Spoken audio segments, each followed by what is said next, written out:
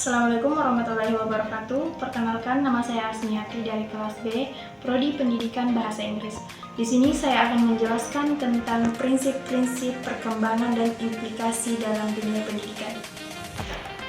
Baiklah, ada beberapa penjelasan dari prinsip-prinsip perkembangan yang utama, seperti yang pertama, prinsip kesatuan organisme.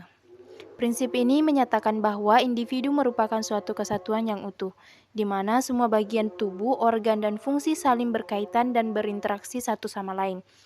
Perkembangan pada satu bagian akan memengaruhi perkembangan bagian lainnya. Contohnya, perkembangan fisik anak seperti pertumbuhan otak dan sistem saraf akan memengaruhi kemampuan kognitifnya. Demikian juga perkembangan bahasa yang baik akan mendukung perkembangan sosial dan emosional anak. Yang kedua adalah prinsip tempo dan irama perkembangan. Prinsip ini menekankan bahwa setiap individu memiliki tempo dan irama perkembangan yang berbeda-beda. Ada anak yang cepat berkembang, ada pula anak yang lambat berkembang. Perkembangan tidak selalu berjalan dengan kecepatan yang sama. Bahkan di dalam satu individu, perkembangan pada aspek tertentu bisa lebih cepat daripada aspek lainnya.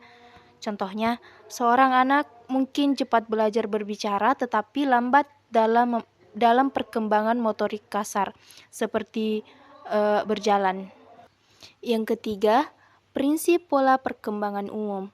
Meskipun tempo dan irama perkembangan berbeda, setiap individu cenderung mengikuti pola perkembangan umum yang relatif sama. Pola perkembangan ini merujuk pada urutan perkembangan yang terjadi pada semua individu, meskipun dengan kecepatan yang berbeda. Contohnya, secara umum bayi akan belajar merangkak sebelum belajar berjalan dan akan belajar berbicara sebelum menulis. Yang keempat, prinsip interaksi.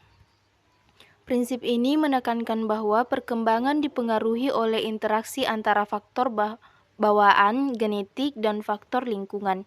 Faktor bawaan memberikan potensi, sedangkan faktor lingkungan memberikan rangsangan dan bentuk perkembangan. Contohnya, anak yang memiliki potensi genetik untuk bermusik akan lebih mudah berkembang jika diberikan kesempatan untuk belajar musik.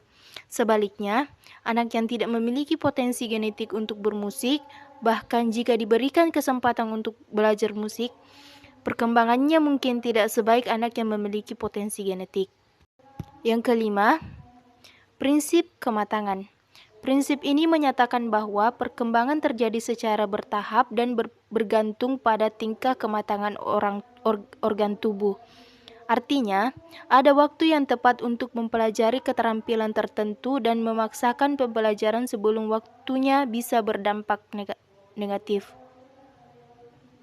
Contohnya, meminta seorang anak berusia 2 tahun untuk membaca sebelum organ otak dan sistem sarafnya cukup matang akan sulit dan bisa menyebabkan frustasi. Yang keenam, prinsip perkembangan terarah. Prinsip ini menegaskan bahwa perkembangan manusia bersifat terarah menuju kedewasaan.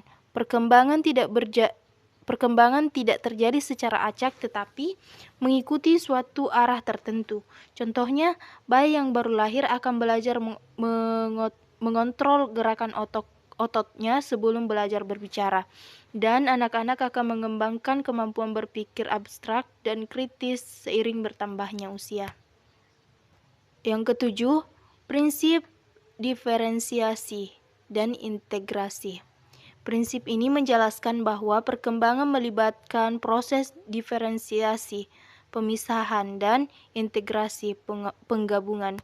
Seiring bertambahnya usia, fungsi-fungsi tubuh dan mental menjadi semakin kompleks dan kemampuan yang spesifik berkembang. Namun, kemampuan-kemampuan ini tetap terintegrasi dan saling mendukung dalam membentuk kepribadian individu. Contohnya, bayi yang baru lahir memiliki gerakan yang tidak teratur. Seiring bertambahnya usia, gerakannya menjadi lebih terkontrol dan terkoordinasi seperti meraih, memegang, dan melempar benda. Yang kedelapan, prinsip asuhan. Prinsip ini menekankan pentingnya para peran asuhan, baik dari orang tua, guru, dan lingkungan sekitar, dalam mendukung dan mengarah perkembangan anak. Asuhan yang baik seperti perhatian, kasih sayang, stimulasi, dan bimbingan dapat membantu anak tumbuh dan berkembang secara optimal. Contohnya, orang tua yang responsif dan memberikan stimulasi yang tepat akan membantu anak berkembang dengan baik. Guru yang kreatif dan peduli akan membantu siswa belajar dan berkembang secara optimal. Selanjutnya adalah implikasi dalam dunia pendidikan. Memahami prinsip-prinsip ini membantu pendidikan merancang program pendidikan yang efektif dan mendukung perkembangan optimal anak. Yang pertama, ada beberapa contoh implikasinya. Yang pertama, kurikulum. Kurikulum harus dirancang menyesuaikan tahap perkembangan anak dan memberikan kesempatan bagi anak untuk mengembangkan semua aspek dirinya. Yang kedua, metode pembelajaran. Pendidik harus menggunakan metode pembelajaran yang sesuai dengan tingkat kematangan anak dan mengutamakan keaktifan anak. Yang ketiga, penilaian. Penilaian harus bersifat holistik dan mempertimbangkan perbedaan individual anak. Yang keempat, lingkungan belajar. Lingkungan belajar harus kondusif dan mendukung perkembangan anak. Dan yang terakhir, peran orang tua. Orang tua harus berperan aktif dalam mendukung perkembangan anak dan bekerja sama dengan pendidik. Baik, itulah materi yang bisa saya jelaskan. Jika ada kesalahan, mohon dimaafkan. Wabillahi taufiq wal hidayah. Wassalamualaikum warahmatullahi wabarakatuh.